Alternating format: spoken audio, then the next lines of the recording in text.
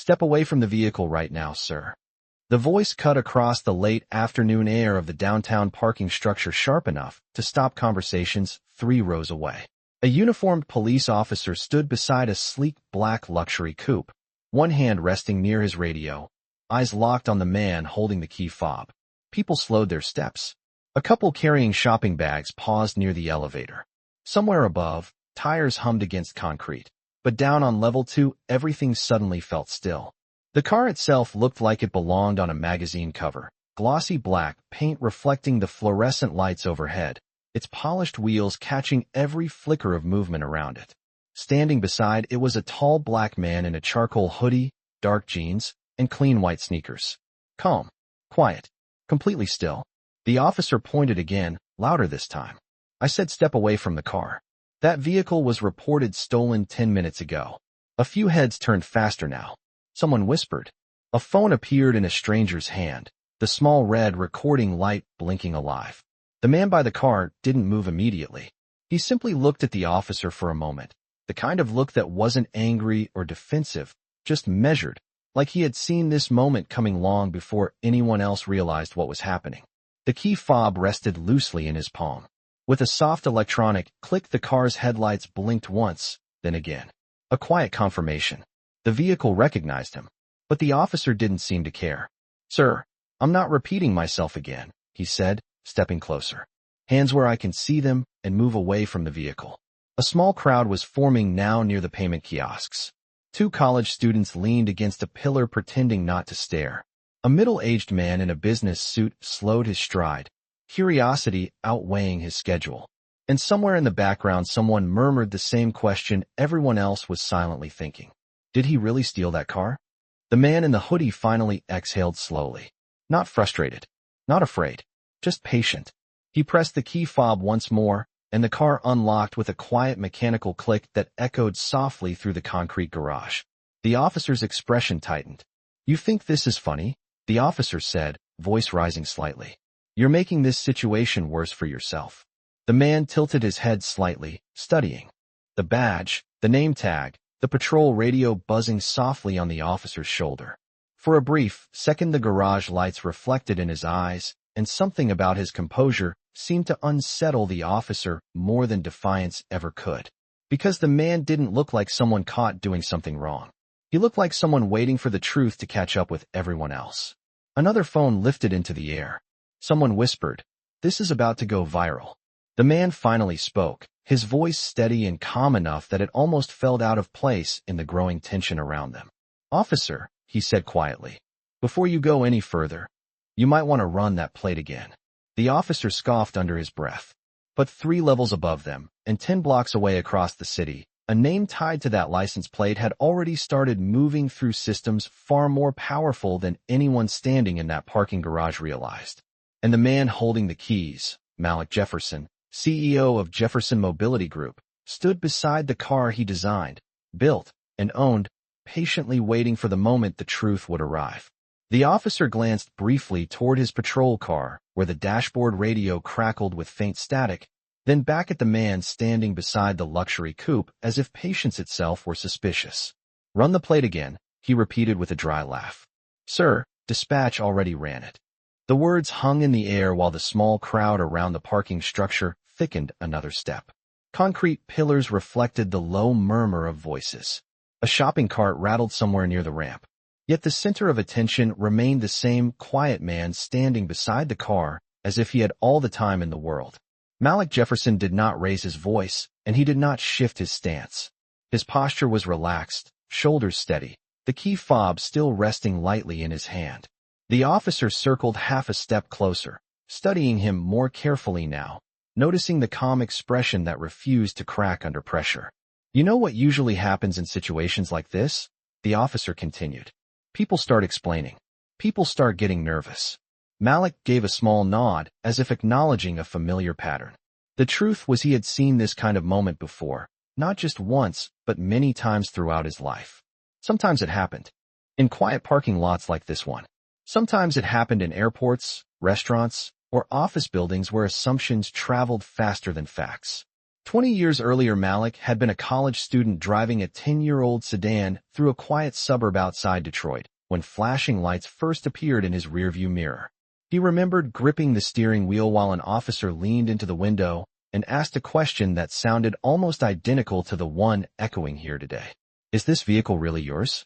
Back then, Malik had answered nervously, searching through his wallet for paperwork while trying to keep his voice steady. Today, the same type of question hung unspoken in the air around him. But the man standing in the garage was not that nervous 20-year-old anymore. He was 42 years old now, founder and chief executive officer of Jefferson Mobility Group, the fastest-growing electric vehicle manufacturer in the United States. The company had started in a cramped warehouse outside Chicago with 3 engineers, 2 folding tables, and an idea that most investors initially dismissed as unrealistic. Malik had built it piece by piece through sleepless nights, risky prototypes, and years of relentless negotiation until Jefferson Mobility vehicles began appearing on highways across the country. The coupe parked beside him was not simply a car. It was one of the first production models of the Jefferson Spectre series, a fully electric luxury vehicle designed inside the company Malik created. Only a few hundred existed anywhere in the world. But the officer standing in front of him did not know any of that. What he saw was a man in a hoodie standing beside a 6-figure vehicle in a public parking structure where a theft report had just been called in. A second patrol car rolled slowly down the ramp into level 2, its tires humming softly against the concrete. The presence of backup shifted the mood of the space again. 2 more officers stepped out, scanning the small crowd, and then focusing on Malik. One of them spoke quietly into his shoulder radio. Another folded his arms as he looked from the car to the man beside it. A young woman standing near the ticket machine whispered to her friend, "This is getting serious." Another phone lifted into the air, recording every second. The first officer cleared his throat and gestured toward the car again. "Last chance, sir. Step away from the vehicle, and we can sort this out." Malik glanced briefly at the growing circle of onlookers, and then back at the officer. His voice remained even, calm enough that it carried clearly through the garage without needing volume. "Officer, that vehicle belongs to Jefferson Mobility Group," he said slowly. "And I am Malik Jefferson." For a moment, nothing happened. The officers exchanged brief looks. The name did not land the way Malik knew it eventually would. One of the younger officers shrugged slightly, as if the statement meant nothing at all. The first officer exhaled and shook his head. "Sir," he said, "that name does not change the situation." Malik studied the badge again, then the patrol car, then the gathering crowd that had grown large enough now to fill half the parking level. A faint smile touched the corner of his mouth, not arrogant but knowing, like someone watching a story unfold exactly the way he expected. "You are right," Malik said quietly. "My name does not change the situation." He lifted the key fob once more and pressed the button. The headlights blinked again across the polished concrete floor. But the system that plate is registered to Will. The officer's radio crackled again, louder this time. A burst of static followed by a dispatcher's voice asking for confirmation on the license plate. The sound echoed across the concrete ceiling of level 2, and for the first time the officer standing in front of Malik hesitated. It was only a small pause, barely noticeable to most people watching, but Malik saw it immediately. The officer pressed his shoulder microphone. "Dispatch, confirm the plate again," he said, reading the numbers slowly. Around them the small crowd had grown thicker, curiosity spreading through the parking structure like ripples in water. A man in a baseball cap leaned against a pillar, holding his phone up at chest level. 2 teenagers whispered to each other near the elevator doors. Even the driver of the second patrol car remained seated inside, watching through the windshield as if something unusual had just shifted in the air. Malik Jefferson stood exactly where he had been from the beginning, calm and steady beside the black Spectre coupe reflecting the overhead lights like polished glass. The headlights dimmed after the last blink of the key fob, leaving the car silent again, elegant and still in the middle of the concrete floor. The first officer studied Malik carefully now, noticing details he had overlooked before. The quiet confidence, the relaxed posture, the absence of panic. People accused of stealing expensive vehicles usually reacted differently. They talked too fast, or they argued, or they tried to walk away. This man did none of that. He simply waited. The radio answered back through the officer's shoulder. Unit 12, the plate returns to Jefferson Mobility Group corporate fleet registration. The officer frowned slightly. Copy that, he replied, though his tone had changed just enough for those closest to hear it. One of the backup officers stepped closer to the car and glanced at the emblem on the hood, running a hand across the polished surface as if confirming it was real. That is one of those new Jefferson Spectres, he muttered quietly. The first officer looked back at Malik. That does not explain why the vehicle was reported stolen, he said, though the certainty in his voice had softened. Malik tilted his head slightly toward the car. Because someone assumed the wrong person was driving it, he replied calmly. The officer's jaw tightened. Behind them a woman in the crowd whispered, "Did he say Jefferson?" Another person quietly searched the name on their phone. The screen lit their face with a pale glow as images appeared. Articles, interviews, headlines about electric vehicles, billion-dollar investments, and the founder who had reshaped the luxury car market in less than a decade. The dispatcher's voice returned again through the radio, this time slower. Unit 12, additional note on that plate. Corporate owner listed as Jefferson Mobility Group Headquarters, Chicago, Illinois. Vehicle Classification Executive Prototype Series. The officer stared at the car again. The crowd shifted closer, sensing the tension turning into something else. Malik watched it happen the way a chess player watches the board after a decisive move. Across the city, inside a glass office tower overlooking Lake Michigan, the Jefferson Mobility Security System had already flagged the license plate inquiry when the police database searched it a second time. Automatic alerts traveled through corporate servers in seconds. Within moments, an operations coordinator noticed the unusual activity connected to the executive vehicle fleet. Another employee forwarded the alert to the corporate security director. Systems designed to protect billion-dollar assets had begun to move. Quietly behind the scenes. Back in the parking structure, the first officer cleared his throat again. "Sir," he said more cautiously now, "if you are claiming to be Malik Jefferson, we will need identification." Malik nodded once as if he had expected the request all along. He reached slowly into the pocket of his hoodie, not hurried, not defensive, just deliberate.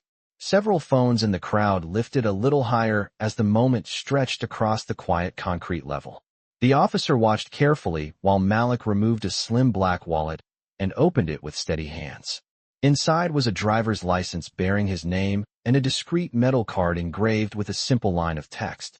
Malik Jefferson, Chief Executive Officer, Jefferson Mobility Group. The officer stared at the card for a long second while the sound of distant traffic drifted faintly down through the ramps above. Somewhere behind him, someone in the crowd whispered the words that changed the mood of the entire garage. "That really is him." And suddenly the accusation that had started 10 minutes earlier no longer sounded the same. The officer held the identification card longer than necessary, as if the weight of the name printed on it had suddenly become heavier. Malik Jefferson stood calmly across from him, hands relaxed at his sides, the quiet confidence in his posture unchanged even as the atmosphere around the parking structure shifted again. The small crowd that had gathered was no longer whispering with curiosity, but with recognition. A young man near the elevator stared at his phone screen, then back at Malik, his eyebrows lifting in disbelief. "That is him," he murmured to the person beside him. "Jefferson Mobility. That is the electric car company." Another phone rose slightly higher, capturing every second of the moment.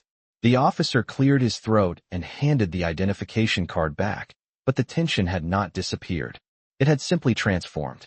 "Sir," the officer said carefully, choosing his words more slowly now, "we received a report that this vehicle was taken without authorization. Our system flagged the license plate as possibly stolen." Malik nodded once, as if the explanation confirmed something he already suspected. "I understand," he replied in the same steady tone that had never once wavered since the first accusation. "But the system you are referencing is only one system." The officer frowned slightly, glancing toward the patrol car where the radio continued to crackle with low voices from dispatch. "What does that mean?" Malik looked briefly toward the black Spectre coupe beside him, its smooth body reflecting the overhead lights in quiet symmetry. "That vehicle is part of the Jefferson Mobility executive fleet," he said. "Every movement connected to it is monitored through our corporate security network." One of the backup officers shifted his stance, the earlier certainty in his posture beginning to dissolve.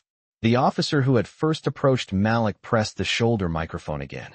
"Dispatch, confirm if the theft report came directly from the vehicle owner." There was a pause, followed by the faint voice of the dispatcher responding through static. "Unit 12. The report came from a third-party caller who claimed the driver did not appear to match the owner profile." The words hung in the concrete air for several seconds. Someone in the crowd exhaled softly. Another person whispered, "They reported him just because of how he looked." Malik heard it, but did not react. Instead, he glanced up toward the entrance ramp, where sunlight filtered faintly into the garage. His expression remained thoughtful, almost reflective. Moments like this had followed him for most of his life. Not always loud, not always public, but always familiar. The assumption that success had a certain face, a certain appearance, a certain background. When Malik had founded Jefferson Mobility Group 15 years earlier, more than one investor had quietly questioned whether a young black engineer from Detroit could build a luxury automotive company in a market dominated by brands older than a century. Those investors had eventually changed their opinions after the company's first billion-dollar valuation appeared in national headlines. But assumptions, Malik had learned, rarely disappeared completely. They simply waited for the next opportunity to appear again. The officer rubbed his chin, clearly uncomfortable now that the original accusation had begun to unravel. "Sir," he said, "we still need to verify everything officially." Malik gave a small nod. "Of course." At that exact moment, the officer's radio suddenly erupted with a sharper burst of sound, louder than before. The dispatcher's voice returned, noticeably different this time. "Unit 12, stand by for updated information regarding the Jefferson Mobility Vehicle inquiry." The officer straightened instinctively. "Go ahead," he replied. A brief pause followed. Then the dispatcher continued. "We are receiving a priority verification request from Jefferson Mobility Corporate Security. They are asking which officers are currently on scene with their executive vehicle." The officer's eyes widened slightly as he glanced at Malik. Around them, the quiet murmurs in the crowd grew louder. The young man near the elevator whispered again, this time with a hint of amazement in his voice. "The company already knows." Malik Jefferson remained exactly where he had been from the beginning, calm and composed beside the car he designed, while somewhere far beyond the concrete walls of the garage, an entire corporate system had begun asking the same question the officers now faced in person. Why had the chief executive officer of Jefferson Mobility just been reported for stealing his own car? The dispatcher's voice still echoed faintly through the officer's radio when the entire mood of the parking structure shifted again, not with shouting or chaos, but with a quiet realization that something larger had begun unfolding beyond the concrete walls. The officer lowered his hand from the microphone slowly, eyes drifting back toward Malik Jefferson with a look that was no longer certain. "Corporate security?" one of the backup officers repeated under his breath. Malik remained beside the Black Spectre coupe exactly where he had been since the beginning, calm and patient, as if the timeline of events was finally catching up to the truth he already knew. The polished surface of the car reflected the overhead fluorescent lights, while the crowd behind the officers continued to grow by small increments, each person drawn by the strange combination of authority, confusion, and recognition filling the air. A young woman near the payment machine spoke softly, while still holding her phone up to record. "If that is really him, this whole thing just went sideways." Her friend nodded slowly without taking his eyes off Malik. The first officer cleared his throat again, adjusting his stance as if searching for the ground beneath his authority that had started slipping away. "Dispatch," he said carefully into the radio, "confirm what corporate security is requesting." The response came almost immediately. "Unit 12, Jefferson Mobility Security is asking for the badge numbers of officers currently interacting with their executive vehicle and its registered driver." The officer froze for half a second. It was a small pause, but everyone close enough noticed it. A badge number request from a private corporation was unusual. A request connected to the chief executive officer of a billion-dollar company was something else entirely. One of the younger officers glanced at Malik again, this time with curiosity replacing suspicion. "Sir," he said cautiously, "did you contact your company?" Malik shook his head once, slow and calm. "No," he answered. "But the car did." The officer frowned. Malik gestured lightly toward the Spectre coupe. "Every executive vehicle in our fleet carries an internal security system," he explained. If the license plate is flagged in a law enforcement database more than once in a short period of time, our headquarters receives an automatic alert. The words spread quietly through the crowd like electricity. Someone whispered, "So the company already knows the police stopped him." Malik did not react to the murmurs behind him. His attention remained focused on the officers, his voice measured and calm as though he were explaining a technical detail during a boardroom meeting instead of standing inside a parking garage surrounded by flashing patrol lights. "Our system logged the second plate inquiry," he continued. "From there it automatically notifies corporate security operations." The first officer exhaled slowly. Somewhere behind him the engine of the patrol car idled softly, the faint vibration echoing through the concrete pillars. A few members of the crowd exchanged glances, realizing that the accusation which had seemed so simple just minutes earlier had now become something far more complicated. Malik leaned slightly against the side of the car, still relaxed, still composed. For him the moment carried a different kind of weight. It was not only about the misunderstanding happening in the garage. It was about a memory that surfaced whenever situations like this unfolded. Years earlier, when Jefferson Mobility had been nothing more than a startup operating out of a rented warehouse, Malik had personally delivered the first prototype vehicle to a potential investor in Silicon Valley. The car had been crude, unfinished, barely able to travel 60 miles on a charge. Yet when the investor asked who designed it, Malik still remembered the skeptical look that followed his answer. The man had laughed softly and said, "You built this company?" That same quiet disbelief had followed Malik through boardrooms, negotiations, and financial meetings until success slowly replaced doubt with headlines. But moments like this reminded him that perception did not always evolve as quickly as achievement. The officer shifted again, clearly, aware that the situation had grown larger than a simple vehicle check.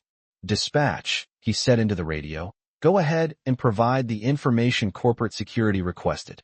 As he spoke, the young man near the elevator looked down at his phone again and whispered something that made the people around him stare in disbelief. "You guys need to see this," he said quietly. "Jefferson Mobility just posted something online." Several heads leaned closer to his screen. The message had appeared only seconds earlier on the company's official social media account. A brief statement that read, "Jefferson Mobility Corporate Security is currently reviewing an incident involving one of our executive fleet vehicles and our Chief Executive Officer Malik Jefferson. We are cooperating fully with local authorities." Inside the parking garage the officers had not yet seen the message, but the crowd had. And suddenly everyone watching understood that what began as an accusation in a quiet parking structure had just become something the entire city might soon hear about. The quiet ripple of voices spreading through the parking structure grew stronger as more people leaned closer to see the phone screen displaying the Jefferson Mobility message. The young man holding the phone read the statement again in a hushed voice while several strangers gathered around him, their faces illuminated by the glow of the screen. "Jefferson Mobility Corporate Security is currently reviewing an incident involving one of our executive fleet vehicles and our Chief Executive Officer Malik Jefferson." The words traveled quickly through the crowd until even people near the entrance ramp began whispering the name. Malik Jefferson. The officers had not yet seen the message, but they could feel the shift in the atmosphere. The first officer stood beside the patrol car, radio still in his hand, his earlier confidence replaced by careful caution. He glanced toward Malik again, studying the man in the hoodie who had not raised his voice once during the entire situation. Malik stood beside the Spectre coupe with the same calm presence he had carried from the beginning, his attention focused not on the growing crowd but on the officers themselves. The faint hum of the car's internal cooling system was the only sound coming from the vehicle as its polished surface reflected the flashing red and blue lights bouncing softly across the concrete pillars. Another officer approached slowly from the second patrol car, lowering his voice as he spoke to the first. "If that message is real," he said quietly, "this is going to get complicated." The first officer nodded slightly, but did not answer immediately.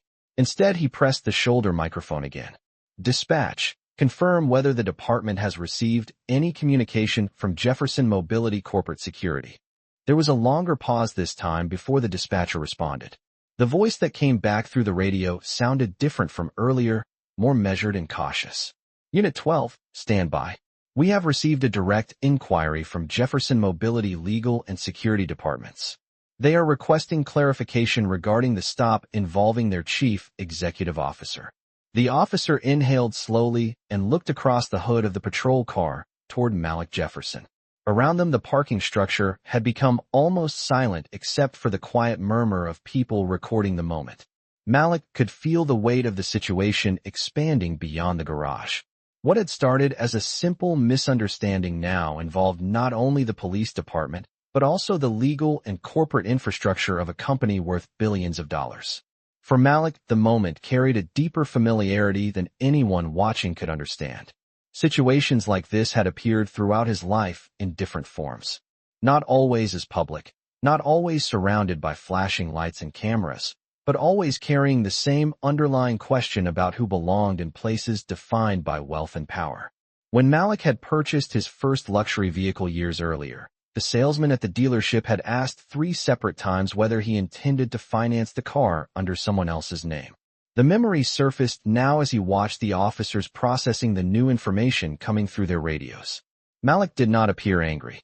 Instead, he looked thoughtful, almost reflective, as if observing a pattern repeating itself once again. The first officer finally walked closer, stopping a few feet from Malik and the Spectre coupe. His tone had changed noticeably. "Sir," he said carefully, "it appears your company is now involved in this situation." Malik nodded slowly. "Yes," he replied. "That tends to happen when someone reports the chief executive officer for stealing his own vehicle." Several people in the crowd exchanged looks while one of them whispered. He said it so calmly. The officer rubbed the back of his neck, clearly aware that the situation had moved beyond the normal scope of a vehicle theft report. "We are waiting for additional confirmation from dispatch," he said. Malik glanced briefly toward the entrance ramp, where late afternoon sunlight filtered into the garage. A few more pedestrians had paused near the edge of the scene, drawn by the flashing lights and the cluster of people holding phones in the air. Somewhere above them, traffic rolled across the street level, unaware that a moment inside the parking structure was about to become far larger than the space could contain. The dispatcher's voice suddenly returned again through the officer's radio, sharper this time. "Unit 12, be advised the department command staff has been notified of the situation involving Mr. Malik Jefferson." The officer straightened instinctively. "Copy that," he replied. The dispatcher continued. "Stand by for further instruction from the chief's office." As the message ended, a quiet wave of realization moved through the officers. This was no longer a routine call. Malik Jefferson remained beside the car he built, calm and patient, while somewhere inside the city police headquarters a conversation had just begun that would determine how the next few minutes inside that parking garage would unfold. The dispatcher's last words lingered in the air like a quiet warning as the officer lowered his radio slowly, his eyes drifting back toward Malik Jefferson with a new level of awareness. Around them, the parking structure had become almost completely silent except for the faint hum of engines passing somewhere above street level and the soft electronic buzz of phones still recording the scene. The flashing lights from the patrol cars painted slow red and blue reflections across the polished surface of the Jefferson Spectre coupe, while the small crowd remained frozen in place, sensing that the next moment might change everything. The first officer shifted his stance and glanced toward the other officers standing nearby. A few minutes earlier, they had approached the situation with the confident rhythm of a routine call. Now their movements were slower, more careful, as if each decision carried more weight than before. One of the younger officers leaned closer to the patrol car window and quietly asked, "Did dispatch really say the chief's office?" The first officer nodded once. "Yes." The younger officer exhaled through his teeth and glanced at Malik again. "So the chief knows about this now." Malik Jefferson remained exactly where he had been standing beside the car. He built, hands relaxed at his sides, posture calm and grounded, as if he were watching a story unfold that he had already read the ending to. The quiet confidence surrounding him had not changed even as the situation around him expanded beyond the boundaries of the parking structure. For Malik, the tension in the air was familiar. Moments like this had appeared throughout his life in subtle ways long before the world began attaching titles like founder, billionaire, or chief executive officer to his name. When he was a teenager in Detroit, he had once walked into a technology store wearing a hoodie very similar to the one he wore today. The clerk had followed him down every aisle, as if curiosity itself were suspicious. Malik remembered leaving the store that day with nothing but an idea forming quietly in his mind that one day he would build something large enough that people would have no choice but to recognize his name. 15 years later, Jefferson Mobility vehicles rolled across highways from California to New York, and the company's market value had passed $9 billion. Yet here he stood again in a parking garage, while someone had reported him for stealing a car he personally helped design. The officer cleared his throat and stepped closer, his voice noticeably more respectful than before. "Mr. Jefferson," he said carefully, "dispatch informed us that the department command staff has been notified about the situation." Malik nodded once. "I heard." The officer hesitated before continuing. "They asked us to hold the scene until we receive further instruction." Malik glanced briefly toward the entrance ramp, where sunlight continued to spill into the dim concrete space, illuminating a few more curious faces who had stopped to watch. Several people in the crowd were now quietly reading updates on their phones, refreshing social media feeds where Jefferson Mobility's statement had already begun circulating. A woman near the ticket machine whispered to her friend, "This is already trending." The friend looked up from her screen in disbelief. People are sharing the company's post everywhere. The first officer turned slightly when the radio suddenly crackled again. This time the voice that came through the speaker sounded deeper and more direct than the dispatcher's earlier messages. "Unit 12, this is Captain Reynolds from Command." The officer straightened instinctively. "Go ahead, Captain." The voice continued through the radio with measured clarity. "We have just received a call from the office of the police chief regarding the stop involving Mr. Malik Jefferson." The officer swallowed before responding. "Yes, Captain." A short pause followed before the captain's voice returned. "The chief is reviewing the report personally. Until further notice, you are to treat Mr. Jefferson as the verified owner of the vehicle and maintain a professional posture at the scene." The words hung in the air for several seconds after the transmission ended. One of the officers behind him shifted awkwardly, while another slowly lowered his hands from his duty belt. The crowd had heard enough of the exchange to understand what it meant. The man who had been accused of stealing the car was now officially recognized as the owner. Malik Jefferson stood quietly beside the Spectre coupe, the faint reflection of the patrol lights moving across the car's black surface like ripples across still water. He looked toward the officer who had first confronted him and spoke with the same calm tone he had used from the beginning. "Officer," he said gently, "sometimes the truth just takes a few extra minutes to arrive." Around them, the tension that had once filled the garage began to dissolve into something very different. Not relief exactly, something closer to realization. Because everyone watching understood that the next part of the story would not simply end with an apology. The call from the chief's office meant that the moment unfolding inside that quiet parking structure had already reached far beyond it. The captain's message faded from the patrol radio, leaving behind a silence inside the parking structure that felt heavier than any sound that had come before it. The officers standing around the black Spectre coupe exchanged brief looks, each of them now fully aware that the situation had crossed an invisible line. What had begun as a routine report of a stolen vehicle had now become something the highest level of the department was watching closely. The first officer slowly lowered his hand from the radio and faced Malik Jefferson again. His posture had changed completely. The rigid certainty that had filled his voice earlier was gone, replaced by a careful professionalism that had arrived too late to prevent the moment from becoming public. "Mr. Jefferson," the officer said, his tone noticeably more respectful than before, "it appears dispatch has confirmed that. You are the registered owner of the vehicle." Malik nodded once, calm as ever. "Yes." The officer glanced briefly toward the small crowd that had gathered around the scene. Phones were still raised, their screens glowing softly as people continued recording every second. A young man standing near the elevator whispered to someone beside him, "This whole thing is going to be everywhere online by tonight." The person next to him nodded without taking their eyes off Malik. The officer shifted his stance again, clearly aware that the situation now carried consequences beyond the parking garage. "Sir," he continued, "on behalf of the department, I want to acknowledge that the information we received at the start of this call was incomplete." Malik listened without interrupting. The polished body of the Spectre coupe reflected the slow rotation of the patrol lights as the officer continued speaking. A third-party caller reported that the vehicle might have been taken without authorization. Based on that report, we responded accordingly. Malik tilted his head slightly, considering the explanation. I understand how reports work, he said quietly. The officer nodded, but there was a brief hesitation before he spoke again. However, he added, the department command staff has asked that we document everything that occurred here today. The words carried an implication that several people in the crowd immediately understood. This moment was no longer just a misunderstanding. It was now an incident. One of the backup officers quietly stepped away from the patrol car and spoke into his own radio, relaying the badge numbers requested earlier by Jefferson Mobility Security. Another officer walked slowly around the Spectre coupe, no longer inspecting it with suspicion, but with a careful respect for the vehicle's significance. Malik watched the movements without expression. Years of boardroom negotiations had taught him how quickly authority could shift when information changed. A soft vibration buzzed in Malik's pocket. He reached inside his hoodie and removed his phone, glancing briefly at the screen.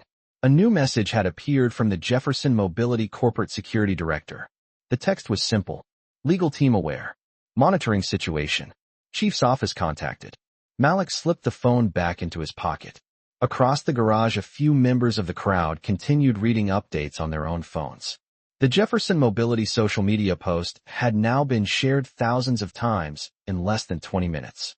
Headlines were beginning to appear on local news feeds. Electric car CEO stopped by police while driving his own vehicle. The young woman near the payment machine whispered the headline aloud and shook her head slowly. The first officer cleared his throat again.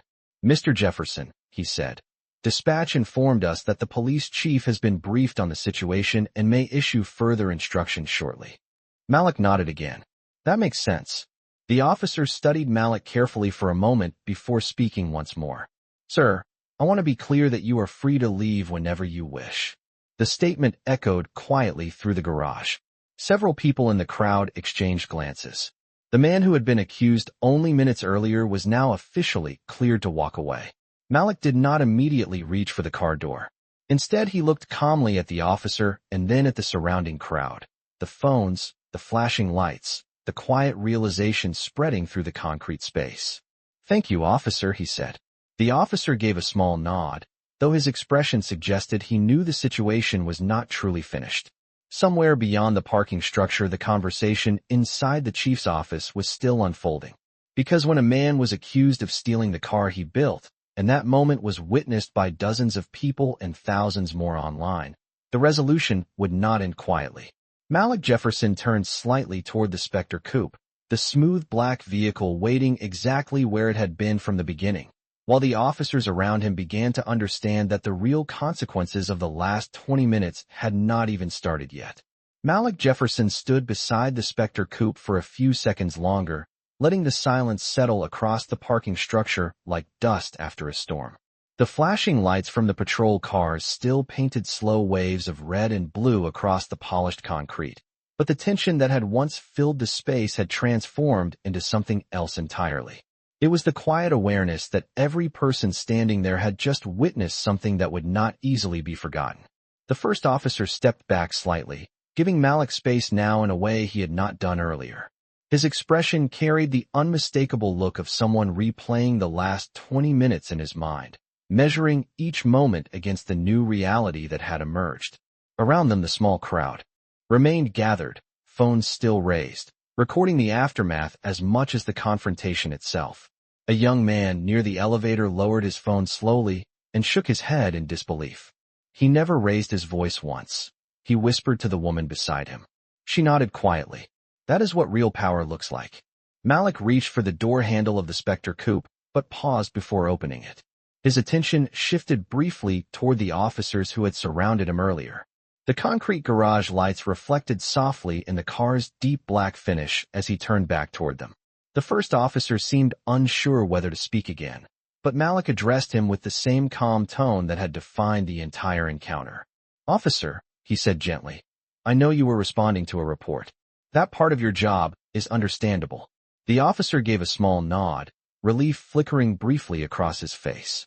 But Malik's gaze moved slowly across the rest of the officers standing nearby before he continued. What matters more is what caused that report in the first place. The words were not spoken with anger. They were spoken with clarity. Several people in the crowd leaned forward slightly, sensing the importance of the moment. Malik rested one hand lightly on the roof of the Spectre coupe as he spoke again. Someone saw a black man standing next to an expensive car, he said calmly. And instead of asking a question, they made an assumption. The statement settled into the air without accusation, yet its meaning was impossible to ignore. Even the officers standing closest to Malik seemed to understand the deeper point behind the words. The first officer lowered his gaze for a moment before looking back up again. No one argued with what Malik had said. Malik opened the car door slowly, the soft mechanical click echoing across the garage. But before stepping inside, he turned once more toward the small crowd gathered near the payment machine and the elevator doors. Phones were still recording. Some people stood silently, while others watched with quiet admiration. Malik spoke one final time, his voice steady enough to carry clearly through the parking level without needing to be raised. Success does not change who you are, he said, but it reveals how people treat you when they think you are nobody. The sentence lingered in the concrete air long. After he finished speaking, Malik then stepped into the driver's seat of the Spectre coupe and pressed the start button. The vehicle powered on with the near silent hum unique to electric engines. Outside the car, the officers stepped back automatically as the headlights illuminated the floor of the garage. Malik guided the Spectre slowly toward the exit ramp, the sleek vehicle gliding forward as if the entire incident had been nothing more than a brief interruption in an otherwise ordinary day. The small crowd parted to clear a path, several people lowering their phones only after the car passed them. As the Spectre reached the upward ramp leading back to street level, the late afternoon sunlight spilled across its glossy surface. Within seconds, the vehicle disappeared from view, leaving behind the fading reflection of patrol lights against empty concrete. The officers remained standing beside their vehicles for a moment longer, absorbing the silence that followed. One of the younger officers finally exhaled and shook his head slowly. All that, he murmured quietly, because someone decided he did not look like the owner. The first officer looked toward the ramp where the Spectre had disappeared and spoke almost to himself. That was Malik Jefferson. The realization carried a weight that none of them would easily forget. Because long after the flashing lights turned off and the parking garage returned to its usual quiet routine, the lesson of that moment would remain clear to everyone who witnessed it. The problem had never been the car. The problem had been the assumption.